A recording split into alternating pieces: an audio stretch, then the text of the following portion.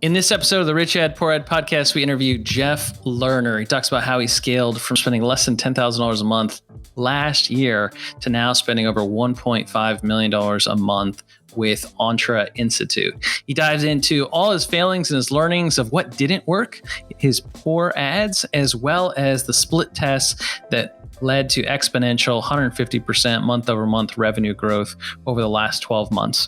Plus, he also talks about how he managed to navigate over, I want to say 20 plus credit cards, charge cards, how some of the financial principles that he goes into of how he was able to facilitate such amazing growth. Hope you enjoy the episode.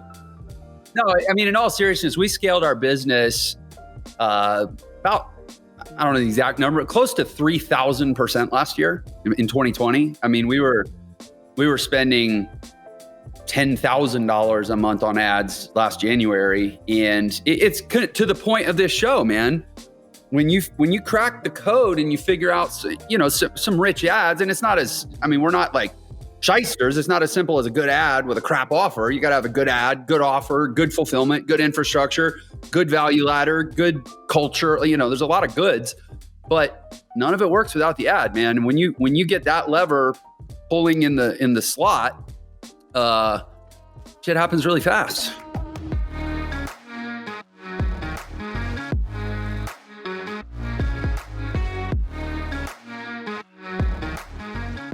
You're listening to the Rich Ad Poor Ad podcast, where we break down the financial principles that rich advertisers are deploying today to turn advertising into profit and get tons of traffic to their websites without killing their cash. These advertisers, agencies, affiliates, brands are responsible for managing over $1 billion a year in ad spend. You'll hear about what's working for them today, their rich ads, and we'll roast their epic failures and crappy ads on the internet with poor ads. Let's get into it. Welcome to another episode of the Rich Ad Poor Ad podcast. This is your host, Zach Johnson. I'm with Mr. Dylan Carpenter. You ready to talk about some ads today, Dylan? I'm pumped, man. I don't want to give any hints away, but it turns out some millionaire secrets, man. I'm amped for this one. Yeah, today's guest spends over $1.5 million a month on ads. I think that sets a record for any single individual advertiser that we've had on our show. And I'm pretty excited to have him on board, but he's doing some really cool things. He's also a former musician like myself turned entrepreneur. And he is the founder and creator of Entre Institute. So Jeff Lerner, welcome to the show. Thanks, guys. I'm so glad to be here. I don't know if does this go on video or just audio? It's just audio. So sit back, relax. If it had been on video, people would have saw me pop some Advil right when you said that I spend $1.5 million a month. Because I'm like, shit, that's a lot.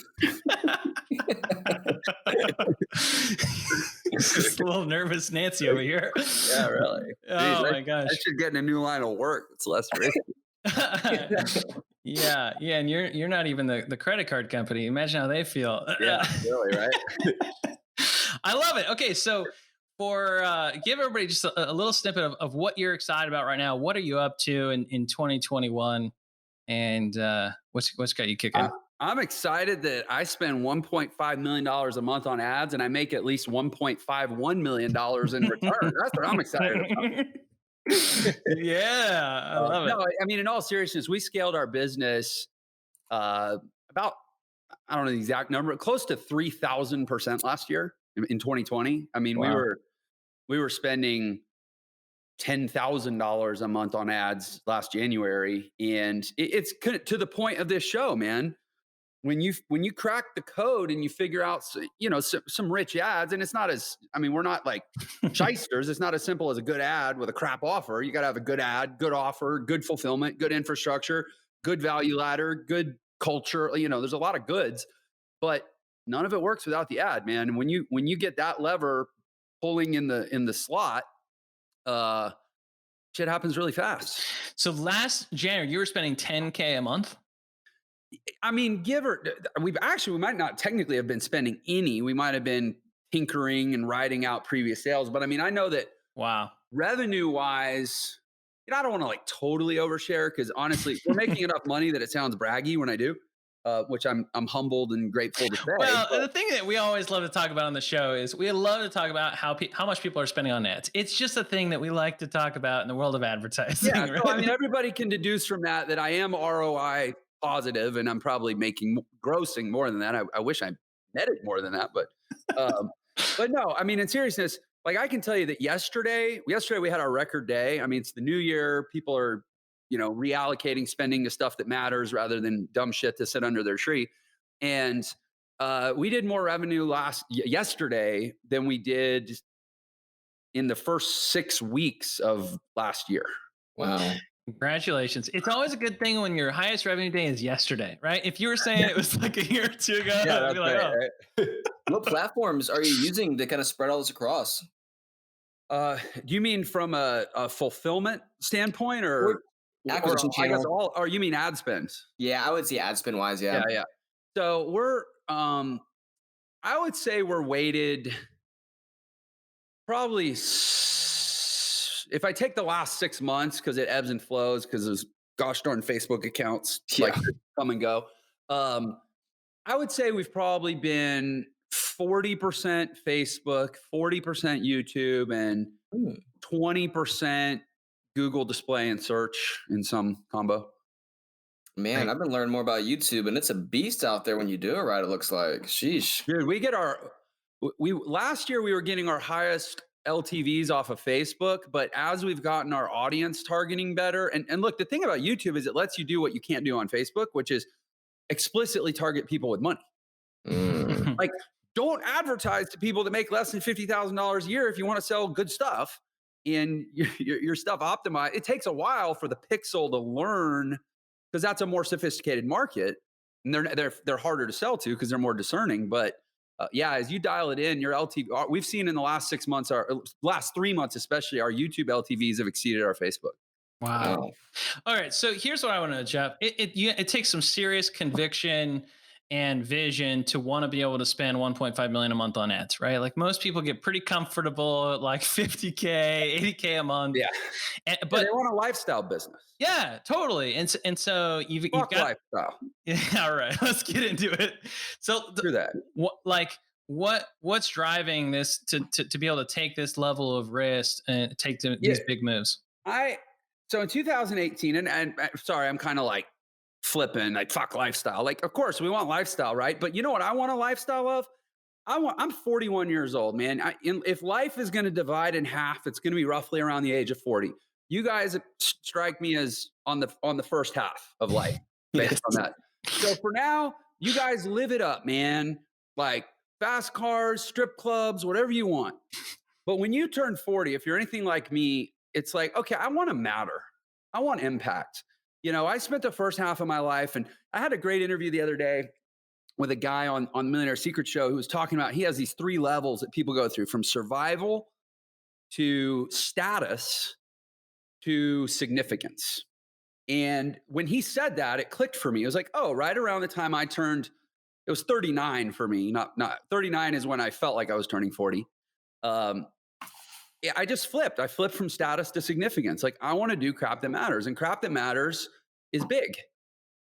And big intake, big input, big output, big ad spend, big revenue, just big, man. It's kind of like Grant Cardone says, if you have a $50,000 problem, set a $500,000 target. So Peter Diamandis says, if you want to make $1 billion, impact 1 billion people. Like, the big thinkers get it. And I spent 10 years hearing it and paying it lip service and pretending I was doing it. And finally, when I was 39, I don't know if it was a midlife crisis or what, I was just like, what is it I want to do? I had a conversation in 2016, and it took 2.5 years for the seed to germinate. But I talked to the guy, I don't want to name his name because he's a really private guy, but he was the number 8 hire at Microsoft. He's one of Bill Gates' close friends, retired, he's good to go. And I was talking to him in 2016. I was fortunate to get a connection to him. And I was like, man, I've got this agency. And at the time, our agency was growing from like, I think between 2016 and 2017, we grew from like 2 million to 4 million in gross for the year. So and I was a sole owner, 25 5% margins. Life was good. But I was like, I have this idea, this vision, like I want to do. And he said, man, I'll tell you the industry that needs disruption more than anything is education and medicine. And they're the two most regulated industries in the country. But if I had to pick one, I'd pick education because it's just a little easier to navigate. Yeah. And by 2018, that seed had sprouted into, particularly because I know some really important stuff, which is how to leverage the tools of the new economy to fundamentally create a quality of life that's different from what the old economy teaches and supplies via school and jobs. Like I know that, and I'm a living witness to it, and I can teach it, and I can standardize it and package it. And if I'm willing to think big enough, I can make it just as legitimate as a Harvard education. But you're not going to do that under the $50,000 a month lifestyle business. No. Yeah, so that's what we're doing. I love it. All right, man. I want to get into it. Let's break down this rich ad, man. What is the? I mean, and be comfortable here. Like you don't have to lay out all the numbers, but like give us the high level of like what is the front end offer and the ad that allowed you to scale so much this last year. Yeah, so I can tell you that there were months, and I was on the Brad Lee podcast. Like, it'd probably be an interesting watch in the context of this because it was probably like 6 months ago, and it was right when we were in the middle of hyper growth. I mean, like 150% month over month growth, for a period of about 6 months last year. But in order to do that, God, I gotta nose it. Oh, it's a podcast. They can't even see me scratching my nose. Go for it, man. Get in there. Why am I talking about it? It's just cool, Jeff. But I was on the Brad Lee podcast, and I was right in the middle of it. Like it kind of like having this, trying not to be a deer in the headlights, where I was like, every month right now, I'm spending over 100% of the previous month's revenue on ads. Wow. So if I made $300,000 in, let's say, June, then I got to budget for $400,000 on ads in July. And, our sales cycle takes, I guess at the time we've compressed it, but it takes about 21 days for us to get ROAS positive. So I'm betting that by the end of the month, I'm going to have recouped more than what I earned the previous month. And so any month I could have stopped the train and got off and taken my margin and been like, oh, sweet, I just made, $100,000 or $500,000 or what. But no, instead, I'm going to double down month after month after month, more than double down. I'm going to double down plus credit. And that's terrifying when you've never been through it. When 100 becomes 200, becomes 400, becomes 800. And you're like, what league am I pretending I belong in? And I had a conversation. I had no idea when I started a podcast how much free consulting I was going to be getting from my amazing guests. Hopefully, I'll try to supply you guys a opinion of that here. But I mean, I know that's great. Like I had Alex Mayer on the podcast right around the same time that I was going through that, and he was talking about his hyper growth with Zeus, his dating app that he sold for $300 million. He was talking about his hyper growth with MentorBox, the offer that he does with Ty Lopez. And he was able to speak to what I was experiencing and about the confidence and the certainty and the poise that you have to maintain, and that essentially you'll never get hockey stick growth if you haven't prepared in advance the fortitude to be able to do what it takes to create hockey stick growth. And so I kind of had this really timely mentorship evolve around me that kind of pushed me through it. And that's how we were able to do it, because honestly, it is, to your point, it's scary as crap. How important do you think mentorship is? I mean, I don't know how.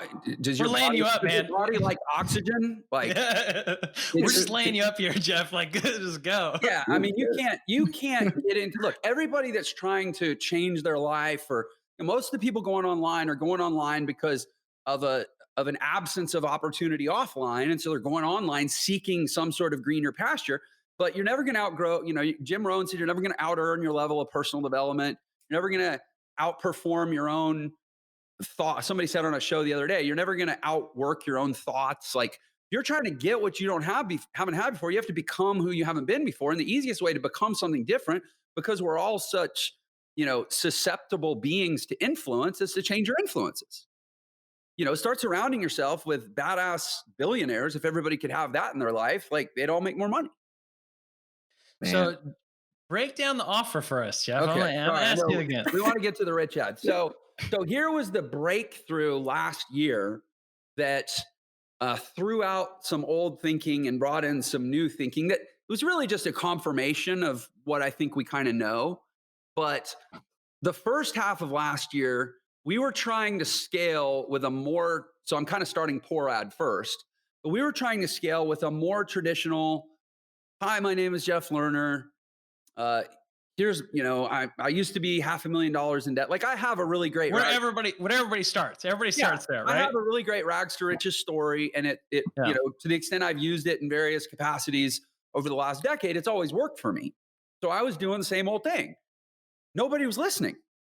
They weren't hanging around. The attention span has just gotten shorter and shorter and shorter, and trust has gotten less and less and less and less. So they're like, I have these plaques behind me. I was on the Inc. 5000 2 years. I have like some good muscles to flex, and still nobody cared. Nobody believed me. So yeah, I say nobody. I mean, I'm being black and white. So we were trying to scale with an ad that used that kind of old story-based formula. And when we switched to, and again, I know it's not visual, but I'll hold it up for you guys, this simple 20-page ebook called The Millionaire Shortcut. I mean, you can see how big the print is. It's probably only like 2,000 words or 5,000 words. Like it's a super short, simple book. It took me like 2 hours to write and probably a day to get designed. And, when we switched to just look, my name's Jeff. So we shortened the ads. We got really good at setting hit hooks in like the first 6 seconds of the ad. So here's a giveaway, and I don't know, I'll give it away because my ads are viewed 7 million times a month anyway, so everybody already knows what I do. But like we started doing like super, it's not cheesy, but it's like kind of like in your face stuff. So we switched to this ad where I go right out of the gate, second one of the ad, I go, big news. And I flare my hands out in front of the camera, and I was close enough to the camera that my hands like hit the sides of the frame, big news. And then right across the screen jumps big news in like flashy letters with lights. And then I go into my spiel, just adding big news. And then like everybody's like, huh, what? Like they perk up. And then we shorten the ad to just be like, look, I know some cool stuff. I don't expect you to listen to me now. Get my book. And it's free. And that was 100 times more effective than, hi, my name's Jeff Lerner, and I used to be $500,000 in debt and living in my ex-wife's parents' spare bedroom, marketing in a robe and slippers, and I was scared to come out for 3 months. And then I made all this money because I cracked the code and da-da-da-da-da. Like nobody, it was just give them the book. And then, so it's not always, I mean, as you guys know, it's not just the ad, it's the ad as it interlinks into the top of the funnel, the mouth of the funnel. And so what we did was free book. Well, first of all, big flashy ad, quick hook, big attention grab, short ad, free book. I'll admit I have a little devil on my shoulder going, Jeff, why are you telling everyone all this? But again, it's all out there anyway. So you guys know that let's just be honest. You spend $1.5 million a month telling everybody already what you do. True. That's totally true, right? So this ad too. This doesn't cost you anything to tell us what you do. Yeah, that's a good point. So anyway, this was like probably just as important as changing the structure of the ad video was you take them to a page and it says, thanks for opting in. Check your email in the next 5 to 10 minutes to get your book. In the meantime, I want to show you this short video. So we didn't say, congratulations on getting the book, go check your email. We specifically told them, wait 5 or 10 minutes, which gives us just enough time to show them a sales video that basically regurgitates what's in the book and makes the book irrelevant. And then actually gives them a low ticket kind of tripwire offer. And if they take that, then they're into the process. And frankly, they probably forgot about the book. That was huge for us. That little change right there, I love it. Wait 5 to 10 minutes, have a video locked and loaded, ready for them. Man, that's some dual purpose power right there. Yeah. It was. And once we did those two things, put those two things in place, we were able to start scaling 50 to 100% a month. Wow. And how many upsells do you have after Yeah. your trip? That's what I want to know. 94. No, it actually, speaking of mentor box, that was the most I ever saw. I went through the mentor box funnel and it was seven upsells. Yeah. It was like, it starts with $7. You end up with like a $1,200 cart value. But no, we just have 2 upsells. And again, I mean, man, there's so much. Now that you guys have me reminiscing now, and I'm like, man, we were some smart dudes, and we're just giving the answers. We're not giving all the crap we tested that didn't work, but like we worked so hard to optimize this stuff. This episode is brought to you by Funnel Dash's Ad Card, the only charge card exclusively for your digital ad spend. And if you're an ad agency that manages 7 or even 8 figures a year in media and ad spend for your clients, and you're looking to double your profits over the next 6 to 12 months, then check out Ad Card.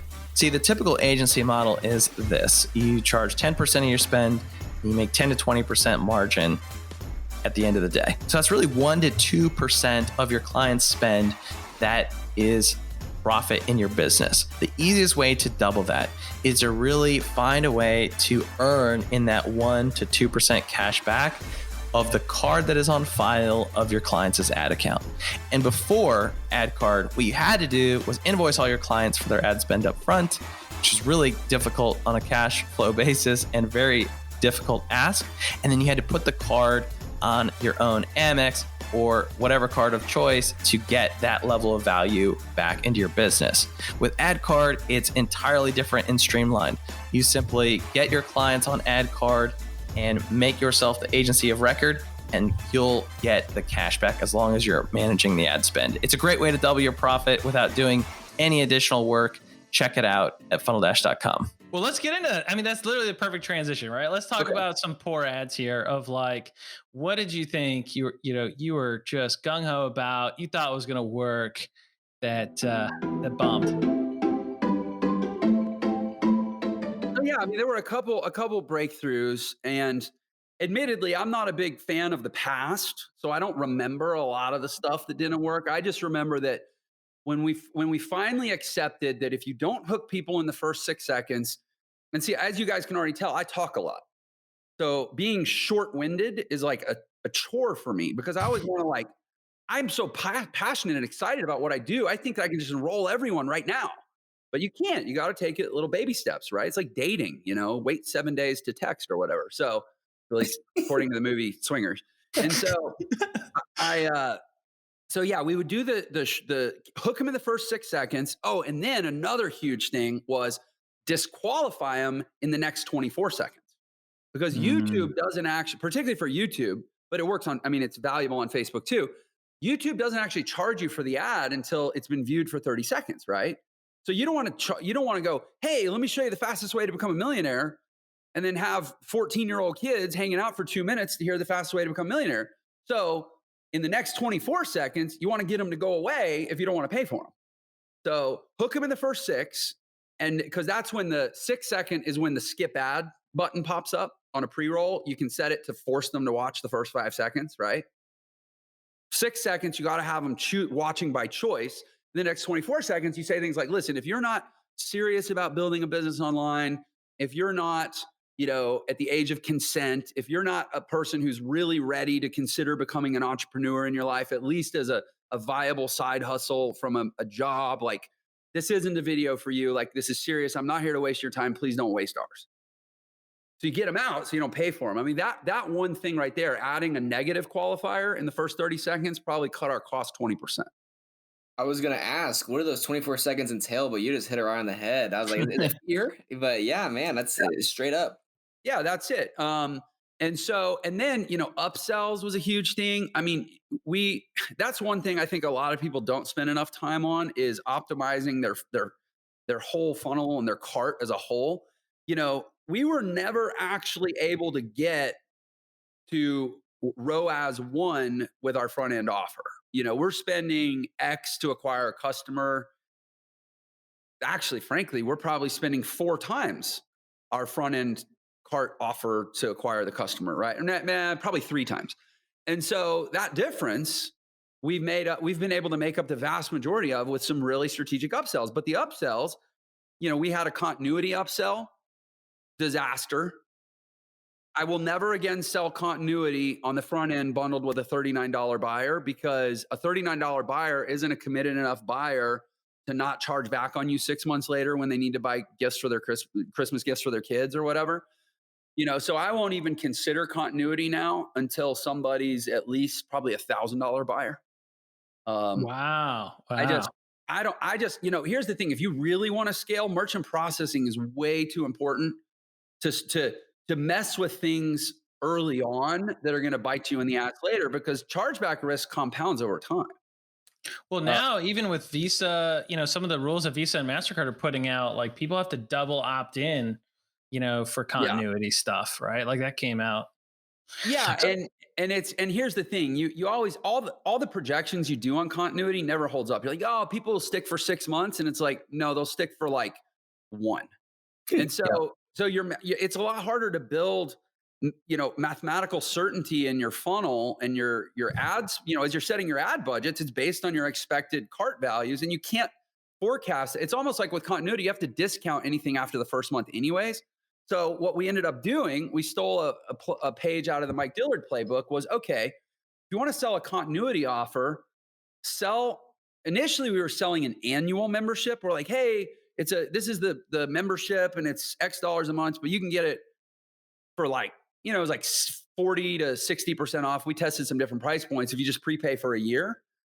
But then how many annual buyers renew? That's such an arbitrary thing to even try to forecast. And if your business model is dependent on it, you have a crap business model. Yeah. So we just said, screw it. We'll sell a lifetime membership for the equivalent of like 3 or 4 months worth of continuity. And that did a ton for our cart value. And then the other is just a training upsell. And we like split test price points like maniacs. Like we had a test running of one of our upsells we had 60. First we tested between 67 and 97.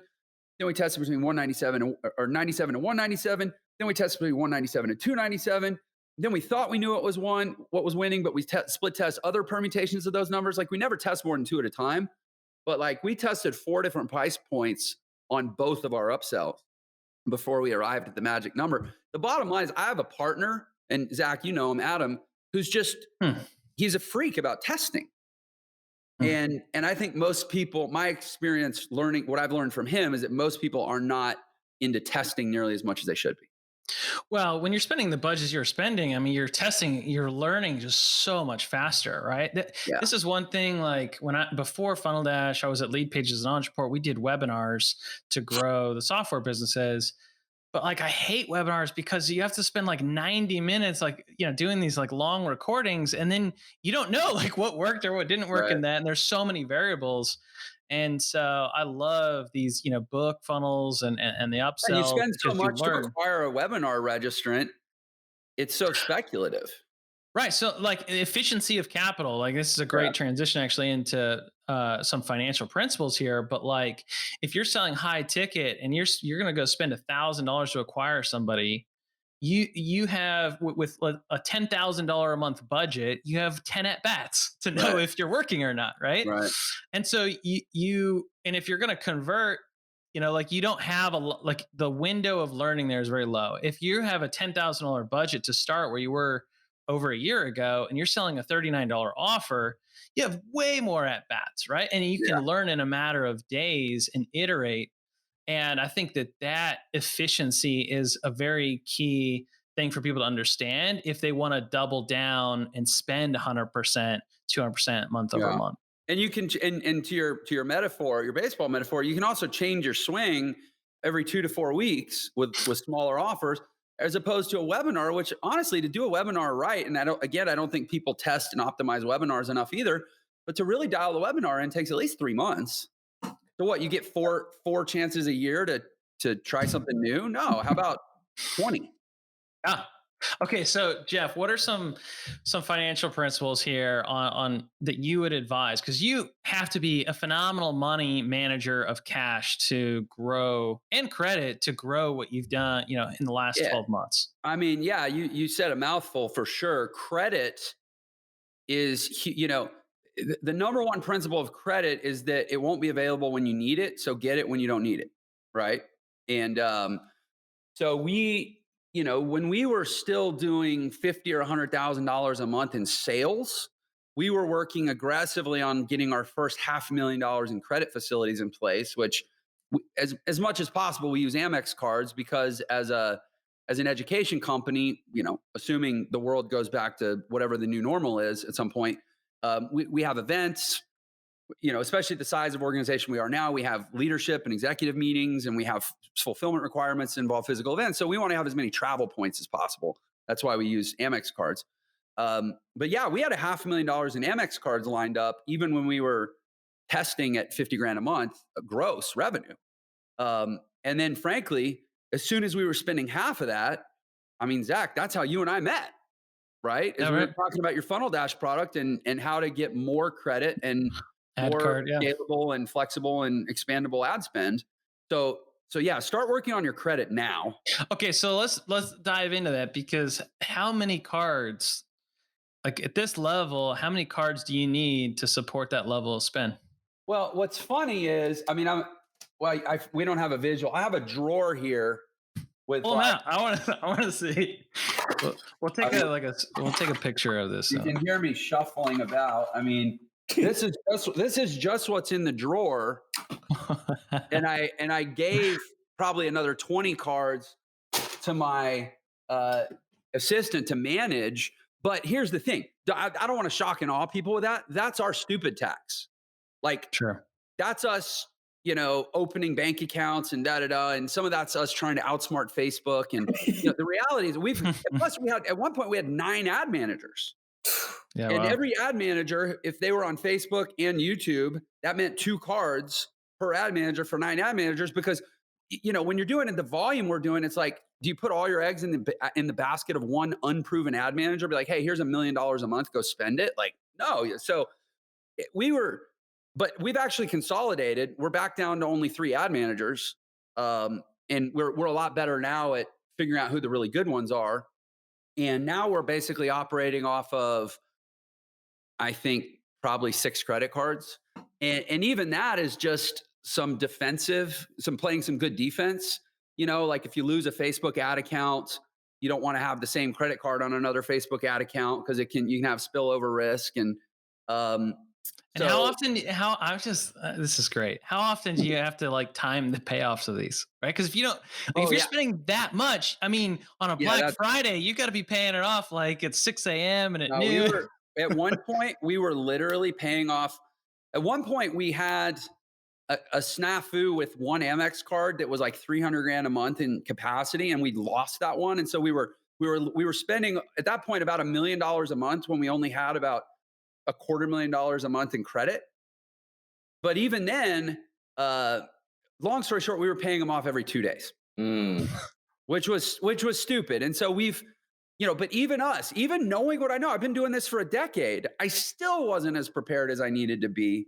And some of it is, it's hard for internet marketers because most of us, we don't have 20-year histories of being an executive at Goldman Sachs where the bank will just go, oh, here's a $2 million line of credit. Like, we're these ragtag nobodies that pop out of nowhere and suddenly we're making all this money. And so, you got to be proactive about it. Hit up your dad, do what you got to do. Yeah. 2 days, man. I love it. Okay, so we can get off the credit card stack. I mean, you were just, this is a great sales pitch for ad card. We'll just send this to everybody. Yeah, I have no problem saying to your audience, I met Zach and Dylan because I needed their product because of exactly what we're talking about. Right. Yeah. But give us some financial principles about that, beyond just, the credit card stack and the limits. So, yeah, I mean, I believe we fully live in a world now of relational marketing. Trust is low. Skepticism is high. People are in a hurry. It's weird. People are in a hurry, but they're also impatient, which is kind of a contradictory principle. They're like, I don't have a lot of time, but also you're taking too long. Or maybe that is not contradictory, but it's like a compounded problem for us as a marketer where they're, oh no, I know what I mean. Sorry. But I make this shit up as I go. It's like, I don't have a lot of time, but also I don't trust you. So you need to prove yourself. Mm-hmm. And you're like, but you're not giving me enough time. Well, I guess we can't do business. Well, who loses in that scenario? Me, the marketer, right? So you have to find ways to really fractionalize the relationship building into lots of little, what we call micro commitments, lots of little baby steps. You got to go on a lot of dates before you pop the question now. And so we have, we intentionally structured our process. I mentioned earlier, at the time, it took us 21 days. I think we're down to like maybe 12 days to get ROAS positive, like healthily ROAS positive. But our long-term sales cycle extends almost 90 days now, sometimes longer if people need to like sort out their stuff. And you got to deliver content to fill all those voids, deliver value. So, a lot of people, I think where they get stuck with this whole ethos is like, they're like, man, I shot 10 videos. They're like, I built my boot camp. I created my blueprint. Why don't people think I'm amazing? And it's like, it might take them a year to fall in love with you. And you got to be hitting them with something new every day. So when I decided, and again, to the 10X Grant Cardone way of thinking, like I know a lot of people don't like Grant. By the way, I interviewed Grant on my show yesterday, and he was super respectful and cool and not at all like a lot of people think he is. But I told him straight up, I'm like, dude, your 10X principle changed my life.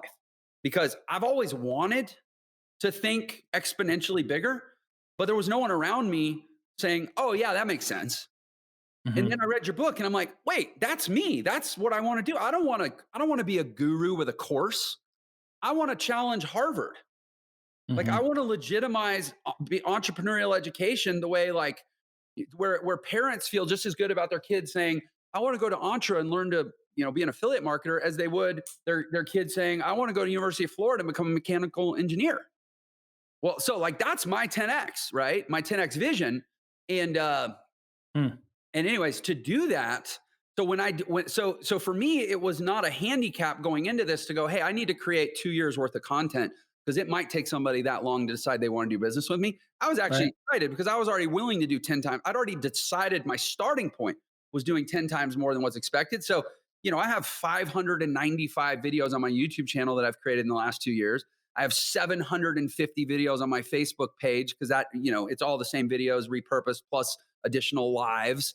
I have, you buy my $39 course and I deliver you about 8 hours worth of like really, really good content. Like people have told me, oh, that was $1,000 course. Why do you only sell it for $39? Also, I pay to put you on the phone with an advisor that actually holds your hand through the whole thing. So I'm over investing, over delivering, over loving every step of the way. And I'm doing so patiently without insisting on my reward. And the more, I mean, it's sales 101, man. The less desperate you act and the more service oriented you are, the more people at the end of the day are just like, they're going to spend money with someone if they're in if they're a viable, target for you. They'll decide it'll be you if they feel like you're not pressuring them. Yep. Jeff, this has been amazing, man. And actually, I apologize. I don't mean to cut you off, but there's also Go ahead. The part two of what I just said is, so as financial principle, which is what you asked me about, it's really, it's not just taking your time, but it's as you build your value, it's knowing when to ask to cash in on the reciprocity, right? So for us, we'll start with like, let's say an average of maybe $120 cart value. We'll love on you for 2 weeks, but you'll hit a point where if you want to go deeper with us, there's another ask. But I mean, we're not going to, I can't serve you for 5 years because you gave me $100. So it's like, okay, if you want to go deeper, here's some courses. Here's call it the middle rung of our ladder. That's, a few $1,000s, and it's a filter for who's really wanting to do this. And then we give you more. We take you through a boot camp. We give you all this ad training. We give you if you spend $2,000 with us, you get $20,000 worth of value. But eventually, it'll be time to re-up if you want to keep going. But that might happen 60 days later with us. And we have high-ticket coaching programs. And we have a mastermind. People spend a year's salary to work with me directly. And I know that it's not viable for people to come out of the gate with all this stuff built, but all this thinking has to be in place so that you'll do the building as you can, because you have to build into it. Because it's very unlikely that with the big ad platforms, you're going to go out and be ROAS positive, selling a thing.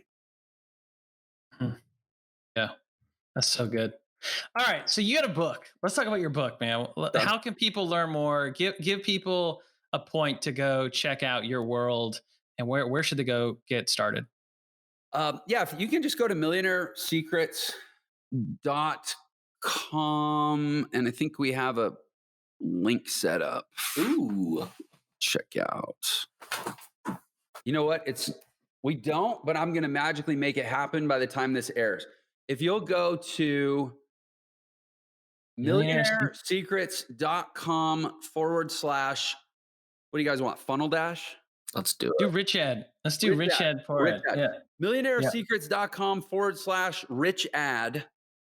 You can get, there's 3 things you can do on that page. You can subscribe to my YouTube channel, which again, 500 plus training videos, totally free. You could literally not bore yourself. You can entertain yourself for years on my YouTube. I'm going to watch the Alex Mayer one. I'm really excited to hear about. It's a good one, man. There's some really good interviews on there.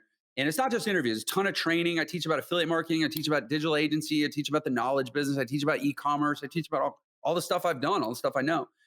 You can subscribe to my YouTube channel. You can get the book, that free book that I told you about, The Millionaire Shortcut, which everybody now knows how it works and where it leads. And what's funny is it'll only make people more interested. So that's another thing. People a lot of times are scared to like open up their kimono, but we live in a world now of such radical transparency that when you tell people how your stuff works, they trust you more and they're more willing to accept how your stuff works. Right. Yeah. Like we rolled out this, give you this example. We rolled out this like black diamond status for ad card for people that spend over 10 million.